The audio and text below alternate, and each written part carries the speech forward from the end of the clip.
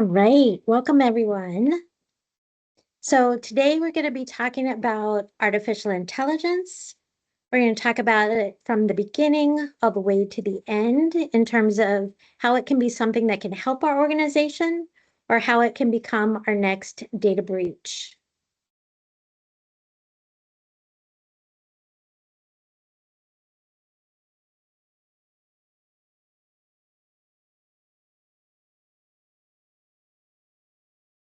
Thank you. All right, I am Robyn Howes, the owner and founder of Certified Nets.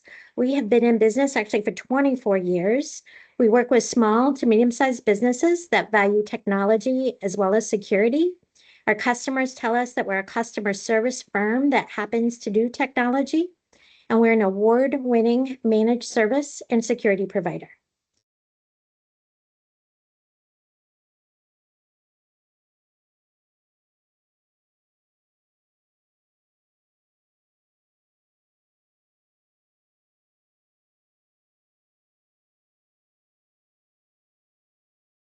Sorry about that. Artificial intelligence is unlocking new levels of productivity.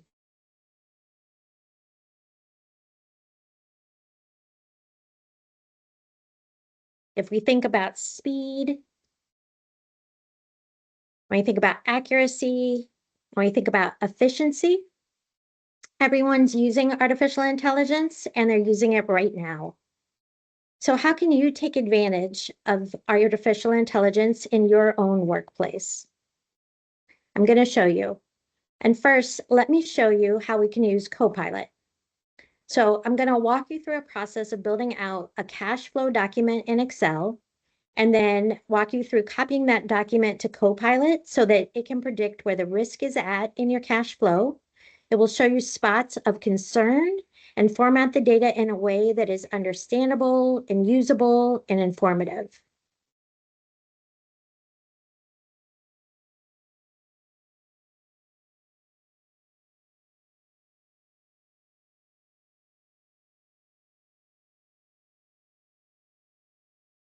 There we go. Okay, so we're going to give it some prompts and we're going to ask it to summarize the monthly net cash flow trends in the document. And it's going to do that and save us just a ton of time. And then we're going to ask it to show us 3 months of cash flow forecast and give us the next 6 months using a simple linear regression model. So again, something that is tremendously time consuming that it can do extremely quickly. Then we're going to give it a prompt to write a very clear description of this so that we can share it with an executive team and explain to them what is going on. And sure enough, it does that right away. And lastly, we're going to ask it to add a column calculating the cash flow risk score for each month based on variability, negative cash flow, and trend volatility. So again, just think about how much time that would take if we were trying to do this without artificial intelligence.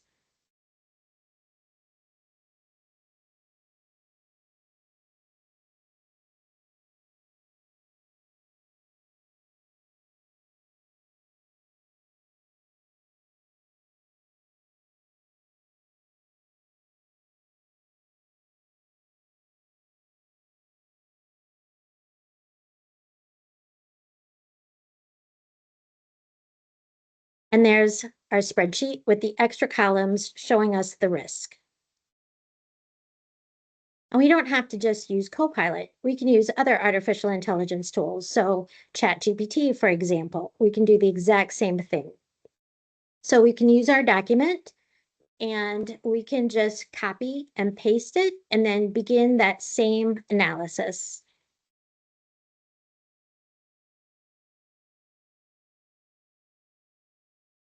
And again, it will show us the same visualizations, just like ChatGPT did.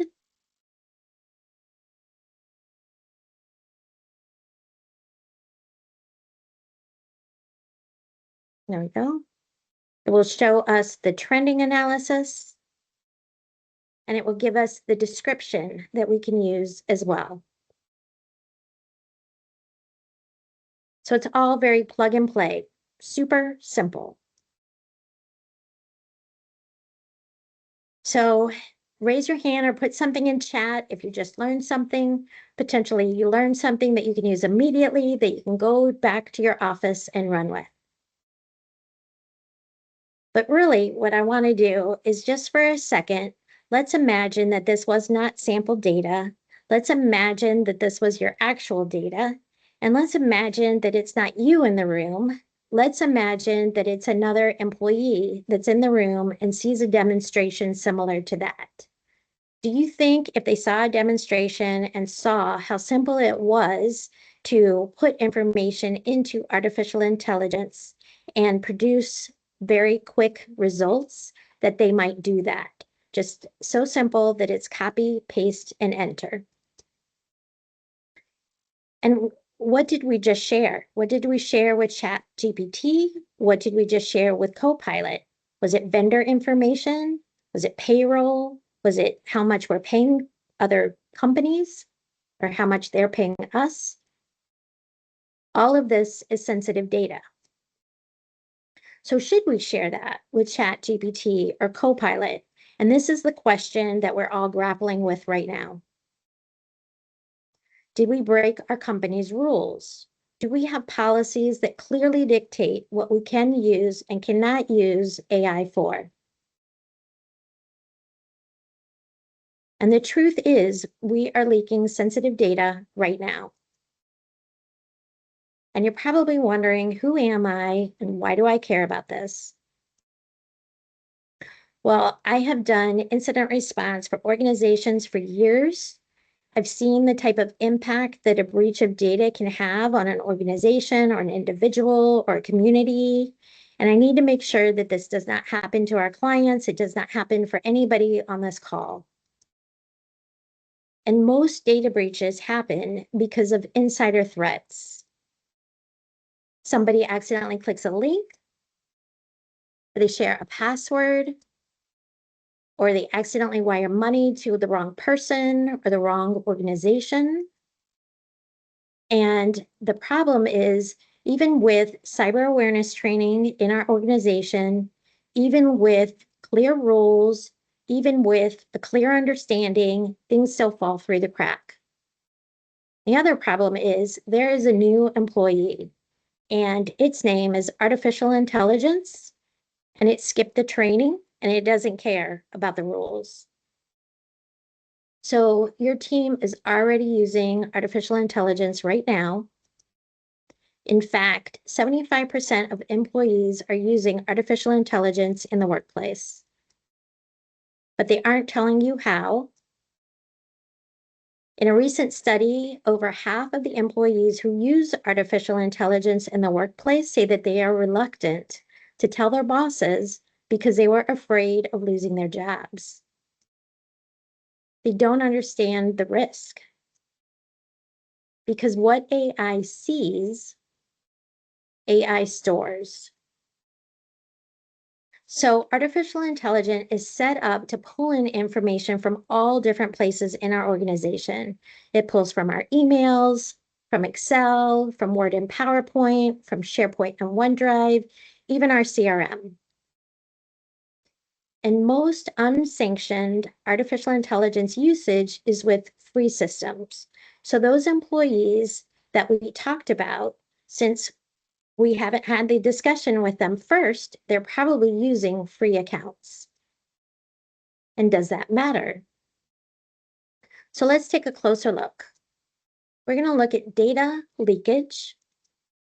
And data leaks through what we're going to describe as 3 doors: the front door, the back door, and the side door. And when we talk about the front door, what we're really talking about is employees that feed artificial intelligence tools sensitive data.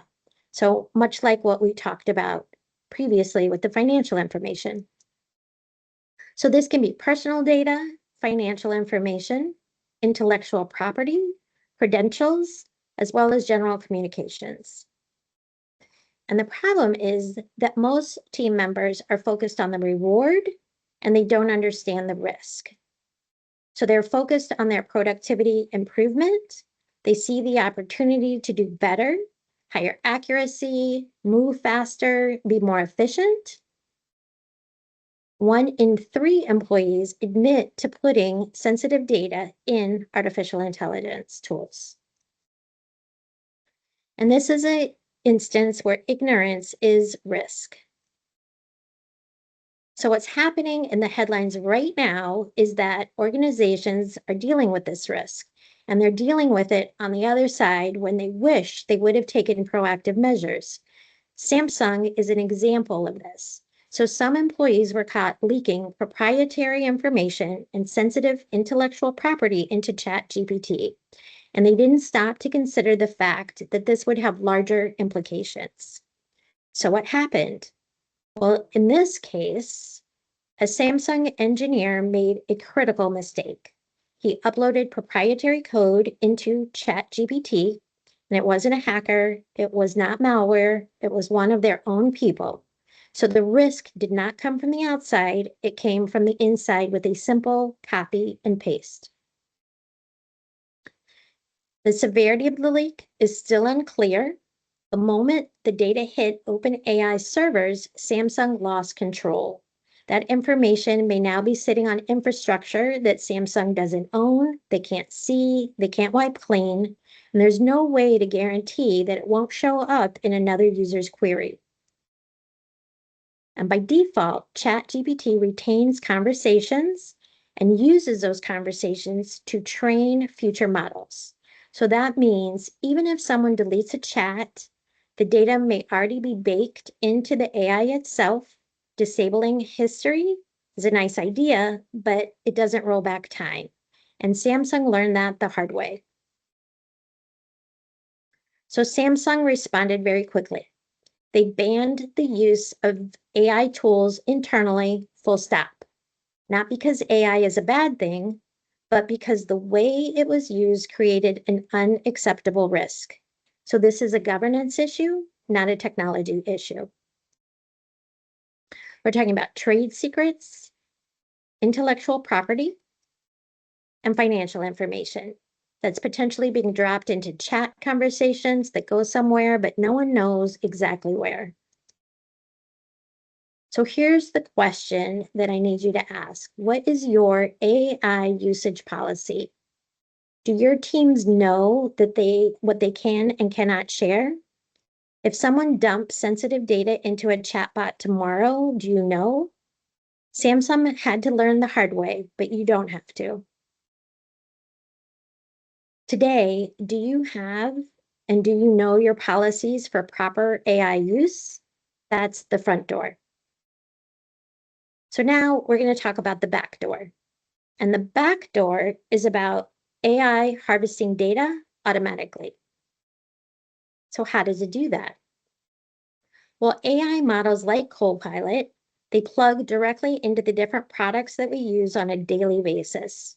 So imagine one of your team members has personal identifiable information on their hard drive.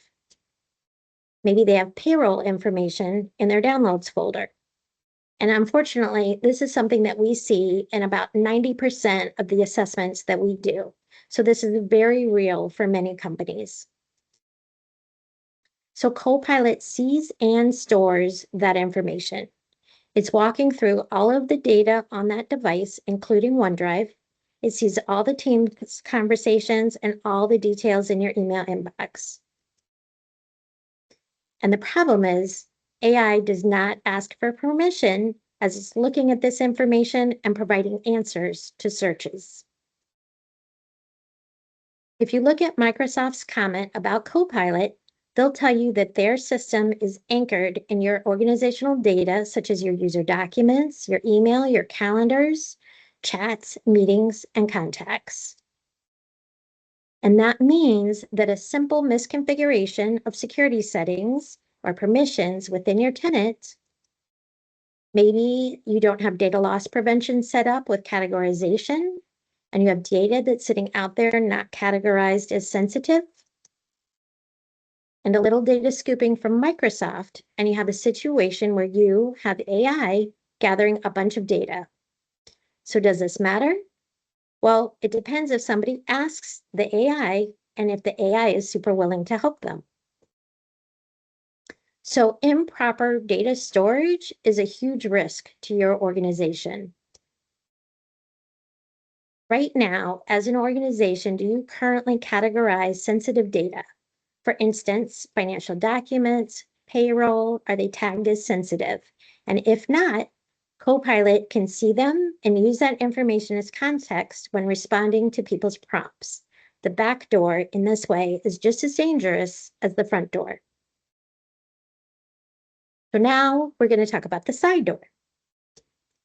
And the side door is about AI plugins and integrations. And you're probably thinking I'm going to talk to you about how data is siphoned out of your organization with these plugins and integrations. But actually, the issue is different than that.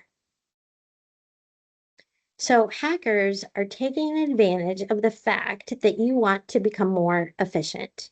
They're taking advantage of the desire to get more done. And what they're doing is they're embedding malware into those artificial intelligence applications.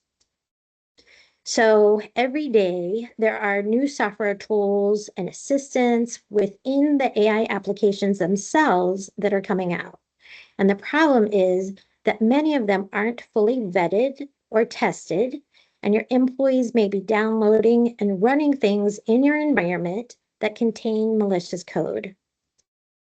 This happened with Disney recently. So an employee downloaded free open source AI graphics generator tool on his computer. It wasn't real, but the tool went through and harvested all of his passwords, all of his account credentials to Disney, and not his Disney Plus account, his employee account. So we're talking about exposing company data and potential trade secrets. And if a company like Disney can't get this right, it means many other companies are at risk. The other thing that's happening is that attackers are actually using artificial intelligence. So imagine what we were talking about earlier with regard to data scooping. And we were talking about Copilot getting access to data and making it very easy to search. So what if an attacker gets to your environment and instead of having to sift through all that data, they just ask the artificial intelligence, where is the PII? Where are the social security numbers? Just imagine how quickly they can get their hands on that information. The other thing that's happening is hackers are using the AI tools also, and they're using these tools to improve their attack vectors. Programmers that create AI tools are also building their AI tools with AI, and they're building them quickly, too quickly, because in a time when AI is so valuable to people's productivity, they want to get those products out the door as quickly as possible. And that means that some steps are missed, vulnerabilities are left open, and they're only found out when it's too late. So the AI researchers themselves are also being targeted by hackers. So there are a number of hackers out of China who deployed a remote access toolkit on a number of AI researchers. And this ended up leaking a whole trove of information that is now being used to point out security weaknesses in various AI tools that the hackers use themselves to exploit. So moving on, we understand the front door, we understand the back door, we understand the side door, but why does AI want all of your data? And the answer is fairly simple, because every time we use it, we're training it. We're training it to solve problems. We're training it to communicate, and so that it can do things more effectively than we can. We're also performing quality analysis as we use it. So every time we ask it a question and it doesn't give us exactly the answer that we're looking for and we refine our question, we're actually teaching it how to become better and more accurate. So we're actually building AI right now with every chat that we have and every piece of data that we share. And so is your team. And the challenge is, hopefully, your team is not doing that with sensitive information.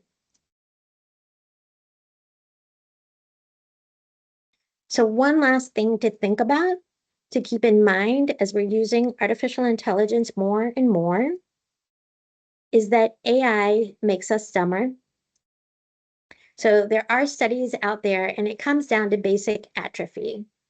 In a situation where we're not thinking, we're not creating ideas on our own, makes it harder for us to come up with the next new thing.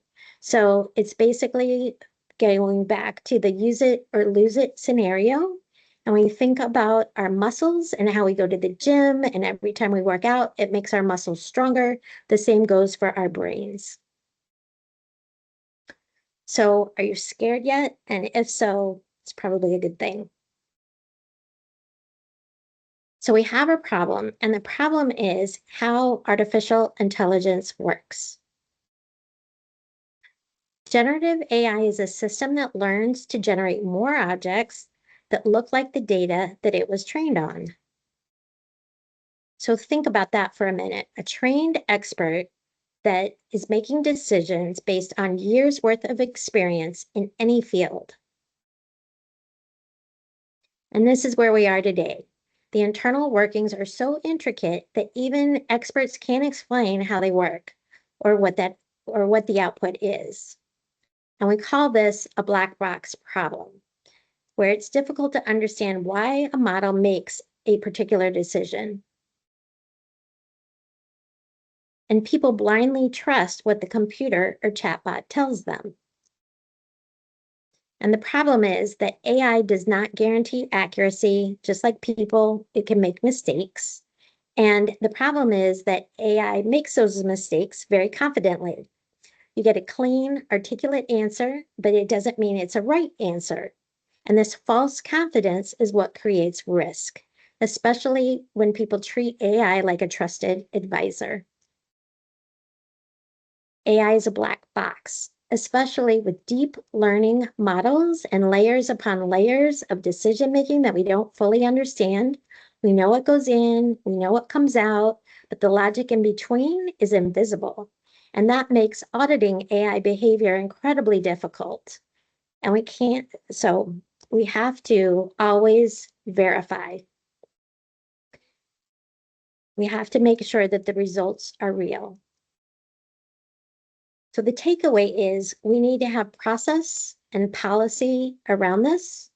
Our team must validate what AI outputs, because when AI gets it wrong, the liability still lands on us.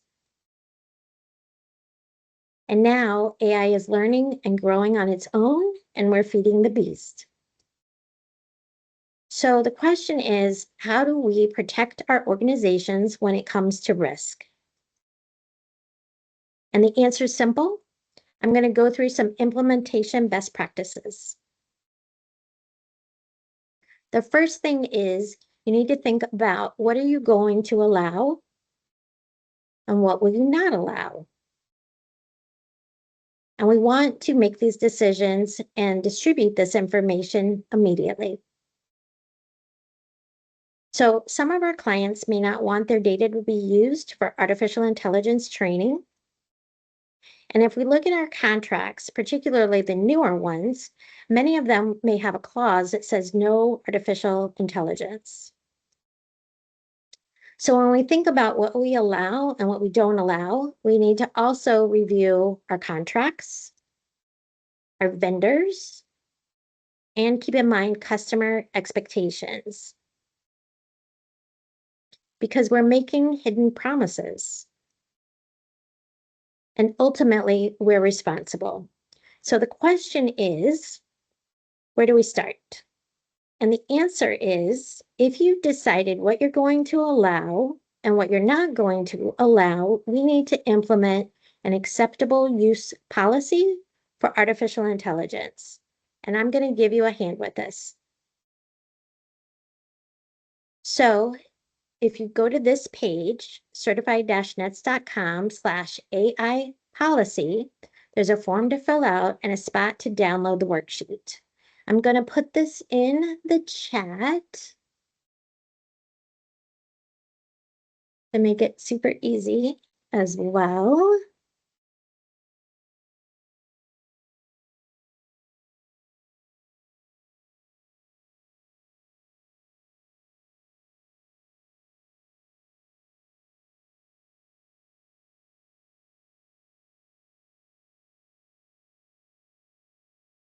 And the truth is that an AI acceptable use policy is very effective when it comes to communicating to our team what we will allow and what we won't allow.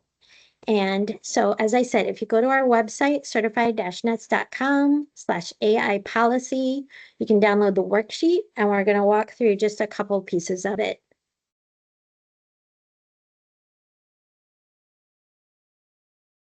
So we've tried to make this as easy as possible, something that you can potentially implement immediately, as in today.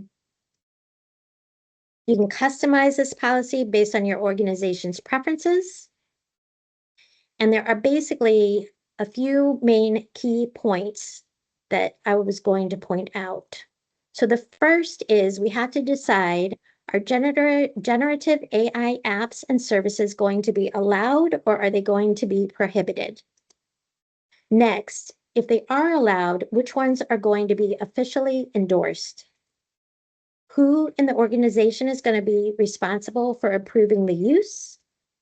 And who is responsible for implementation? And lastly, what is considered acceptable or unacceptable use? And really, it's that easy. AI is powerful, and we all know that, but we don't want to give it a blank check. We don't want it to start making decisions for us. And why do I say that? Because AI security is not a given. It is not automatic. It has the potential, if set up incorrectly, it can expose sensitive data. It can increase our attack surface. It can lead to additional liability that we currently don't think that we have in our environment. And we don't want to let AI take advantage of our organization. We just went through and created a policy, and now you have it all put together. But are we done? So let's be honest, just because we have a policy doesn't mean that anyone has read it. And if they read it, it doesn't mean they understand it, much less follow it. And this is one of the most common disconnects we see in business. Intent without execution creates exposure.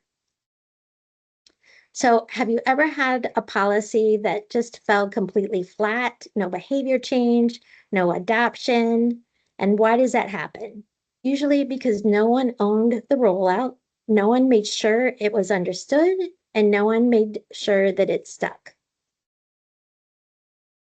With AI, unfortunately, understanding isn't a nice to have, it is essential, because a single mistake like dumping sensitive data into ChatGPT can expose our companies to lawsuits, compliance failures, and reputational damage.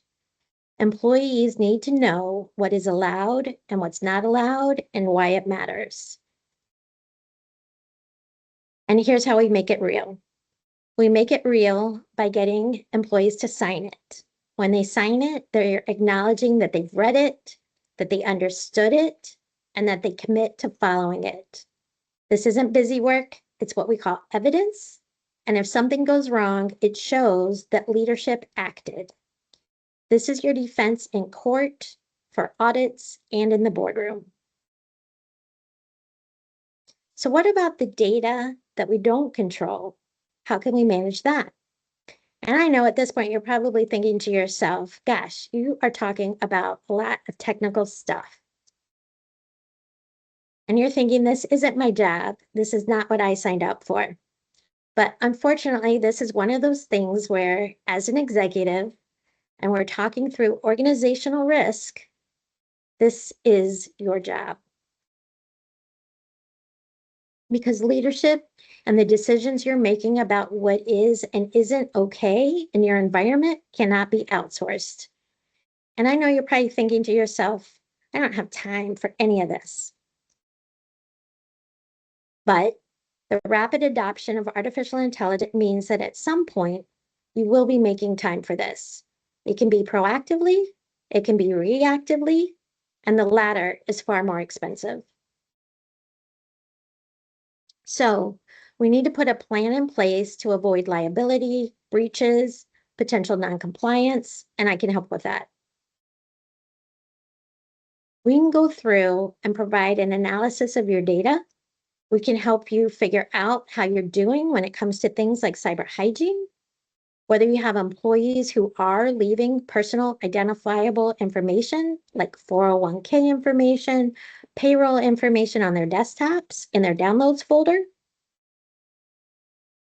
And if you would like, we will go through and we'll do a free cyber risk assessment. Here's our email. It's info@certified-nets.com. And you can send it with the subject assessment, and we can go through and do this analysis for you.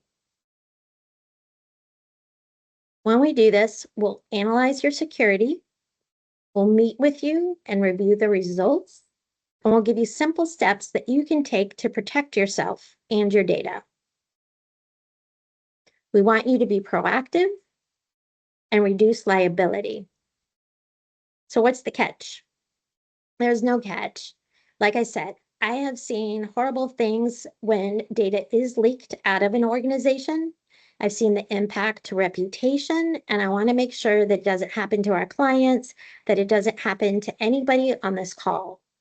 And so if you're interested, we can look at the exposure in your environment. We can help you be proactive as opposed to reactive. And you can send an email to info@certified-nets.com with the subject assessment. And if you do have questions, I will look at the chat.